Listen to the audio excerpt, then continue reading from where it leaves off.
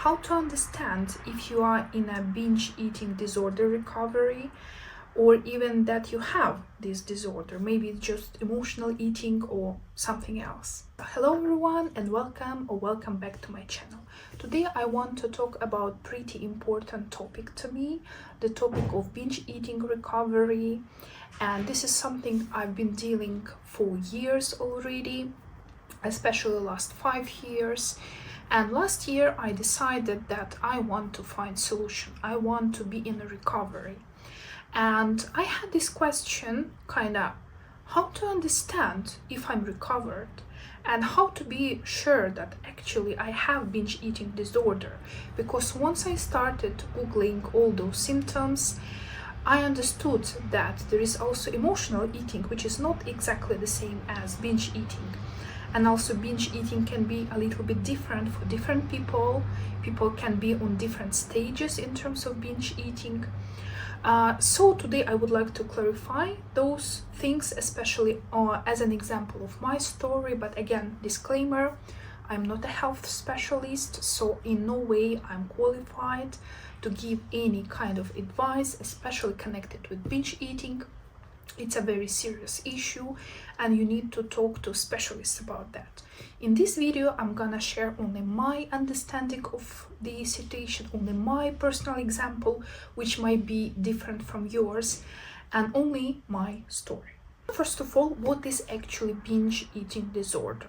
If we talk in general sense, the way the majority of people understand that, it's like overeating, which happens quite often. It can be every single day, it can be a couple of times per week, it can be a couple of times per month. And the idea is that you are not just eating a lot, you are just eating more than normally a person would eat. And typically you eat it in a very short period of time, very big amount of food, which is typically not so healthy kind of food. It can be something sweet, something salty, fast food, something high in carbs. One important component, it's also that you have this feeling that you do not have control, that this urge is so strong that at that particular moment you cannot control yourself. This urge, this hunger, this crazy hunger is taking control over you. And another important characteristic of that is also that you have a lot of shame, a lot of guilt, and a lot of disappointment in yourself once you stopped, or even while you are still eating. And many people do it secretly, they're trying not to tell anybody, or they understand that there is something wrong, so they are trying to eat secretly so nobody will see them. They just not eat in public, they go home and eat, or in case they are living not alone with their family, with their partners, they can eat secretly while their partners are away, or they can eat at night. And again, the idea it's something secret, it's something shameful, it's something that we do not other people know about us. And if we talk about more clinical understanding of binge eating disorder, so the idea is that in a short period of time, typically within 2 hours, you are consuming a very high amount of food, more than typically a person would eat. And also they say that in case those binge eating episodes happening at least once a week for 3 months, it means that you have binge eating disorder. But again, the topic is very complicated, very complex, so we should not do self-diagnosis. We should go to a specialist and make sure that we have what we have, that it's really a binge eating disorder, not something else, and we can get the necessary help to recover. So when we talk about recovery, again, the clinical understanding of binge eating disorder recovery, it's like you do not have binge eating episode for a quite long time. Typically it's 3 months, 6 months, maybe even more. But at the same time, there are some other important factors to keep in mind if you want to understand if you're actually in recovery. So it's not only connected with the absence or less frequent binge eating episode, but it's also about your mindset. It's how much food noise you had. It's how often you think about food, how obsessed you are with certain type of food. whether you using food as the only coping mechanism for your emotional problem. Food can be a coping mechanism, but it should not be the only one and the most powerful one. And if we talk about recovery, typically it takes kind of three sides to the story. The first one is kind of physical recovery, when you actually having less urges, maybe zero urges, or you may still have binge eating episodes, but they are again not so intensive, they are less frequent, and you can recover faster. So for example, even if you had a binge eating episode, you do not continue the next day, you can stop yourself. And also it's important the way you talk to yourself after that.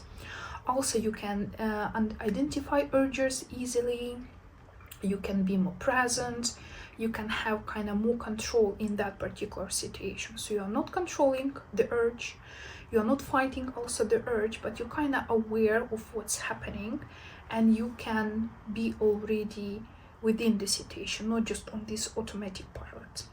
Another aspect of recovery is emotional aspect, and again, the idea here that you are aware of your emotions, and again, you may use food to assist yourself, and it's totally okay, but again, food should not be the only coping mechanism. Once you have any kind of emotion, when you're bored, when you're sad, you are facing your emotions, you are trying to find another way to deal with them.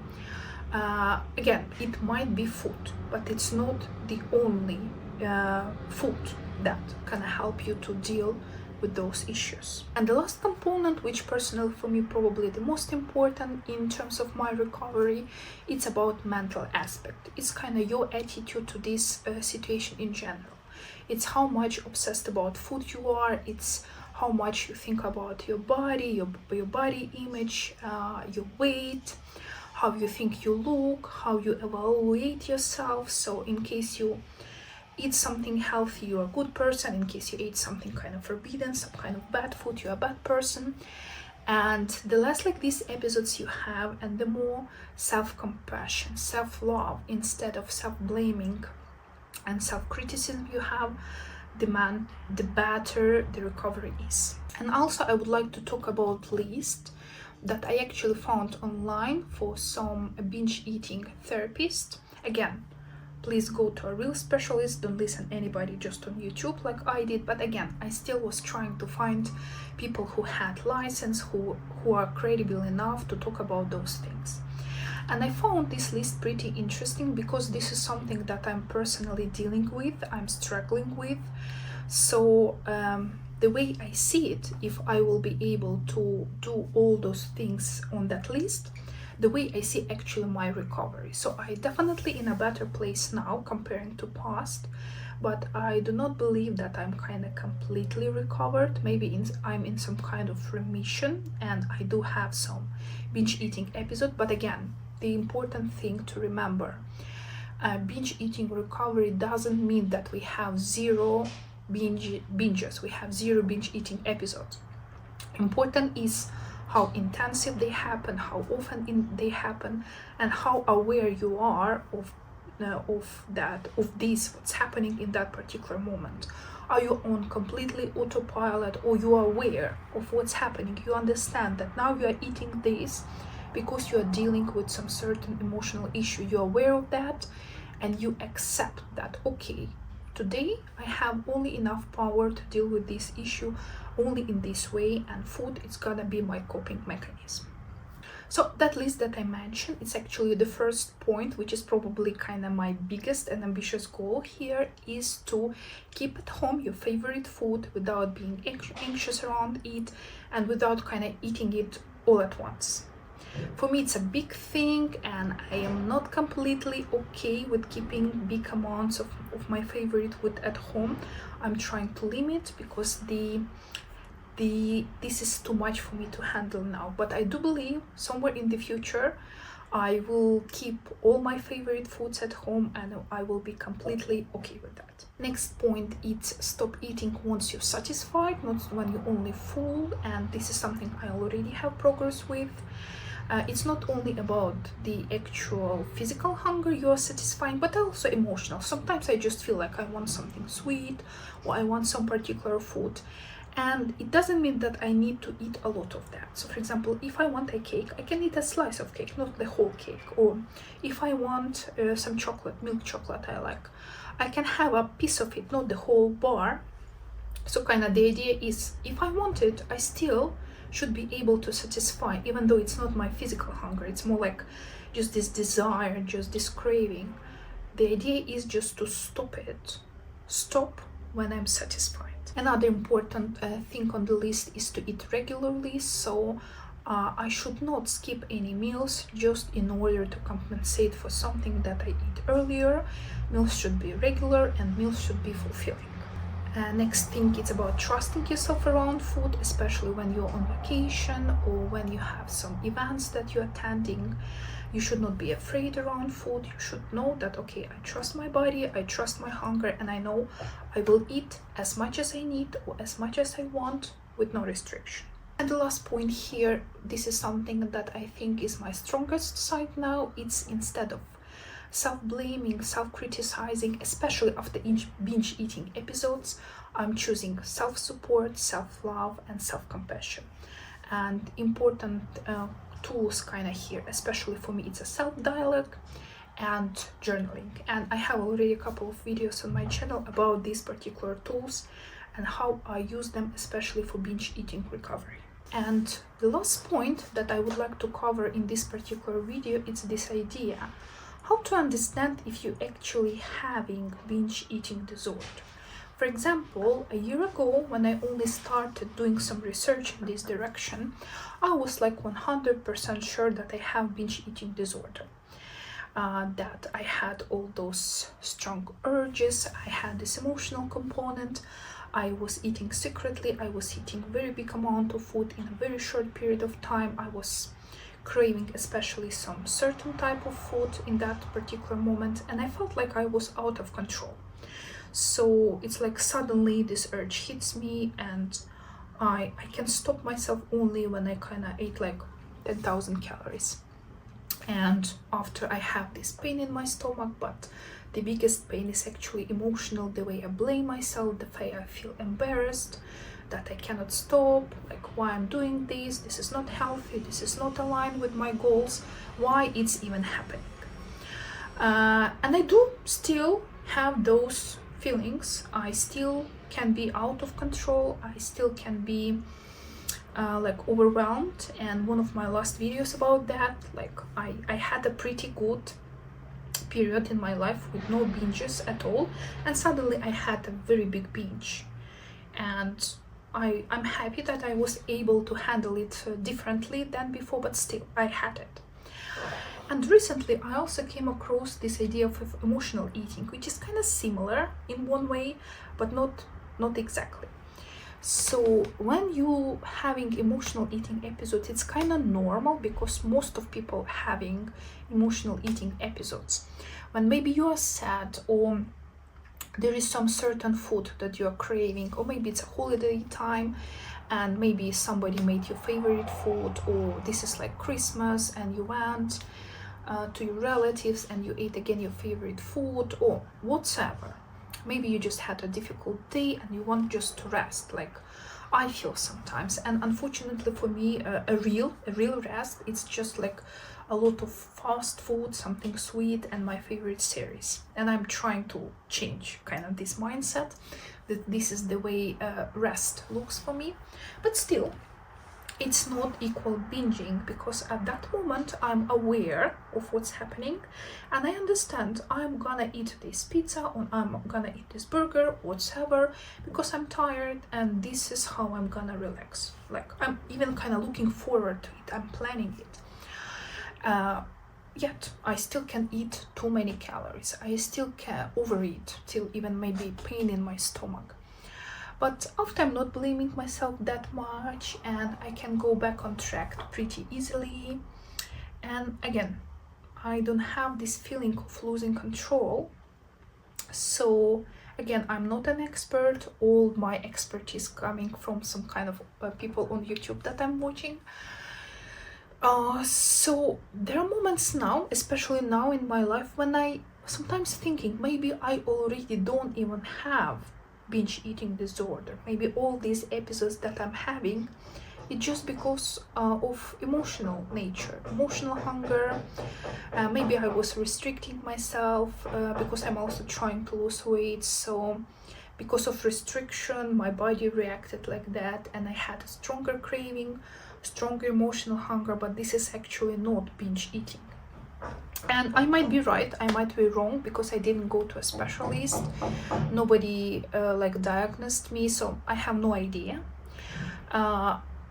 The idea how I feel now, that probably I do have binge eating disorder, just now I'm in some kind of remission, and I have occasional episodes, but they are not so often as before. And because I've been working on my mental health for the last year, my self-talk is so much better, I'm talking to myself so much better, I have better self-love, self-compassion, self-understanding, self-awareness, self-acceptance. So because of all those psychological tools that I'm using, maybe I'm already in recovery, and maybe all those episodes that I'm having, they are emotional eating, they are some things that I'm dealing with my life, but they are no longer binge eating disorder. Maybe I even never had a binge eating disorder. Maybe those difficult moments 5 years ago, 4 years ago, they were just reaction of my body on dieting that I was doing at that time, on some kind of restriction, on life at that time, because there was some very difficult moment a couple of years ago in my life that I was dealing with. So maybe I actually have never had a binge eating disorder. Maybe I'm in remission. Maybe now I'm dealing only with binge eating episodes. There are so many questions that I cannot even answer for myself. So if you have some personal stories to have, especially when you were able to be aware of what's happening and some kind of form of recovery, please share them in the comments below, because they definitely gonna help me and people on a similar journey to deal with what's happening. But kind of now this is how I feel about this situation. And recently I came across the book Binge Brain Over the Binge, and I know not everybody likes this book. Some people say that it doesn't work for them, or this is very simple methods, so binge eating disorder is much more complicated. But what I understood, for me, this idea that I can be recovered even without necessity to solve my emotional problems actually sticks with me. So I was also thinking like, okay, I have some emotional problem, okay, but many people have emotional problem. Let's find a person who doesn't have any emotional problem now, right? It's impossible. But not everybody is overeating because of that. Not everybody has binge eating episodes because of that. So emotional problems and the way you deal with them should be not the only reason for binge eating. Just because I'm choosing or this is already my habit to deal with my problem with the help of food. But if it's a habit, then it's not just because there is like some other problems with me that I need to go deeper and find the roots of my problems, because maybe I just need to change the way I compensate it. So instead of, again, choosing food as my coping mechanism, maybe I can choose something else. Maybe it can be a spa, maybe it can be a walking in the forest, maybe it can be just TV series, my favorite show with a cup of tea without the bunch of food. Maybe it can be something else. So what if this is what I'm doing is just a habit that I built over the years rather than a real clinical disorder? This kind of topic is still open. I'm still working on that. Definitely I feel better now. Definitely I have episodes. But it kind of, my mentality, my mindset about it right now, that it's not something that have very deep roots somewhere deep in me, and I need to dig and dig in order to find, and only when I will be able to solve those problems, only after I will recover from food. What if I just will find a different, more suitable for my goals coping mechanism, and what's happening is just like a habit? So in this video I kind of answered the question, and I kind of didn't answer this question at all. So this is something just probably like food for thoughts. Just I wanted to share my story. Maybe you feel in a similar way. Maybe you are also questioning yourself if you have binge eating disorder or not. Maybe you also don't know what to do or how to understand if you're in recovery. So definitely, first of all, I just wanted to share this my personal experience, and definitely my recommendation is, please, if you are suffering from binge eating disorder, or if you are thinking that you are suffering from binge eating disorder, please check with the specialist, check with the doctor, because again, this is something serious, and we should be smart. We should deal with these issues in a scientific, in a safe way. So I hope you find this video useful. If you like it, please like it and subscribe to my channel, and I will see you soon.